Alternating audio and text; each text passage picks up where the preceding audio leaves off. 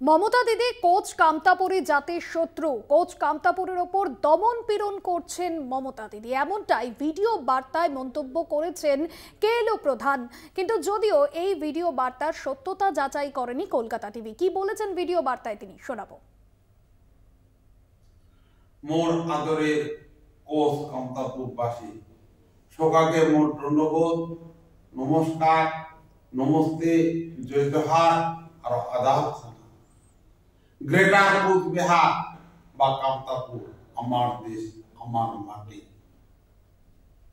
মমতা দিদি কোচবিহার স্টেটের যতই বিরোধিতা করুক না কেনে, আমরা যে কোনো মূল্য এই কোচবিহার স্টেট খানো রিকেল করিমি।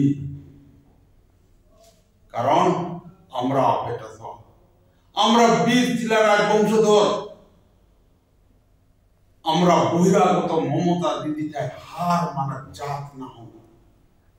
মমতা দিদি আমার জাতি মাটির শত্রু। আদি দেখো, মমতা দিদি কামতাপুরীর জন্য অনেক উপর, কোচ রাজবংশী খেলার উপর দমন পীড়ন নির্যাতন চালে আছে। আজি আমরা এলো শান্তি আলোচনা আসন। তাও আমার দুই নেতা যথাক্রমে কৈলাস কোচ আর মালকান সিংহ পুলিশ অন্যায়ভাবে আটক করে রাখিয়াছে। আজি দীর্ঘদিন হইল কৈলাস কোচ সপরিবারে ঘর ফিরিবার পারে না।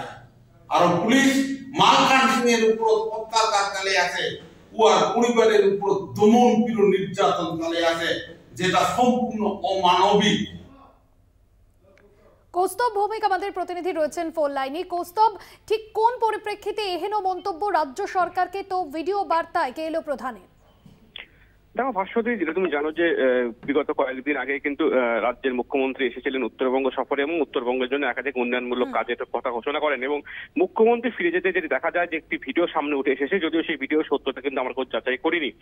দেখা যাচ্ছে কেএলও চিফ জীবন সিংহ একটি ভিডিও বার্তায় বলেছে যে রাজ্য সরকার অর্থাৎ মমতা বন্দ্যোপাধ্যায়ের প্রতি ক্ষোভ উগরে দেন এবং জানান যে মমতা বন্দ্যোপাধ্যায় সরকার তাদের উপরে দমন পীড়ন নীতি করছে এবং তাদেরকে অন্যায়ভাবে তাদের উপর অত্যাচার করা হচ্ছে।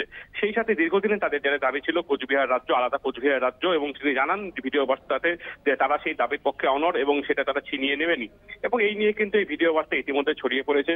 আরো কয়েকটি বিষয় তিনি তুলে ধরেছেন যে তাদের যে দুইজন নেতা রয়েছেন মালখান সিং এবং কৈলাস কোচ, তাদেরকেও নাকি পুলিশ অন্যায়ভাবে আটক করেছে, যদিও পরবর্তীতে জানা যাচ্ছে যে মালখান সিং কিন্তু এই মুহূর্তে জামিনে মুক্ত রয়েছেন।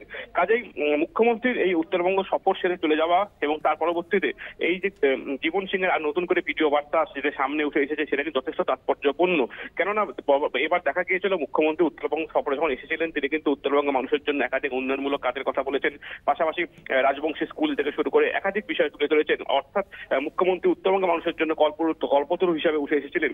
তবে সেই জায়গায় দাঁড়িয়ে কিন্তু ফের একবার পৃথক রাজ্যের জন্য যে ভিডিও বার্তা প্রকাশ করা, সেটা নিয়ে কিন্তু যথেষ্ট হইচই পড়ে গেছে। যদিও ভিডিও বার্তা কবে কার বা কোথা থেকে প্রকাশ হয়েছে সেটা কিন্তু এখন সঠিকভাবে জানা যায়নি। তবে এই ভিডিও বার্তা যেটা কিন্তু নতুন করে একটি আলোড়ন সৃষ্টি হয়েছে কথা বলাই যায়। ভাস্বতী, একেবারে ধন্যবাদ। কৌস্তব ভৌমিক আমাদের প্রতিনিধি ছিলেন ফোন লাইনে।